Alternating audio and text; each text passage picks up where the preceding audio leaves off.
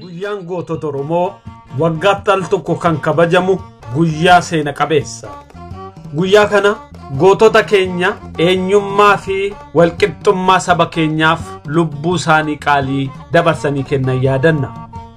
Guyyaa kanaan daachuunis waadaa keenya kan kaayyoo jaallan gurguddoof qaqqaalii kufaniif san akka bakkaan geenyu deebifnee haaromsina. Guyyaa gootota Oromoon daannee yeroo wal arginu haala qabsoon keenya keessatti argamu ne mari'anna. Hiree kanatti fayyadamne qabsoo Oromoo waan jabeessu haa gumaachinu. Kottaa qabsoo bilisummaa Oromoo waan guddisu walumaan gumaachina. Jabaadha Oromoo waboo kenna wajjin dhimoodha. Jabaadha Oromoo waboo kenna wajjin dhimoodha.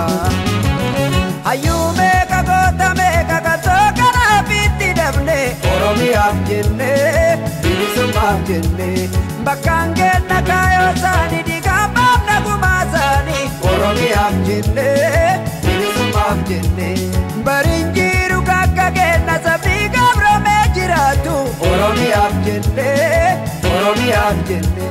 tarree gallee akka soofnu lubbuuttee na wareegamtu Oromiyaaf jecha bilisummaaf jecha Oromiyaaf jenne bilisummaaf jenne Oromiyaaf jecha bilisummaaf jecha.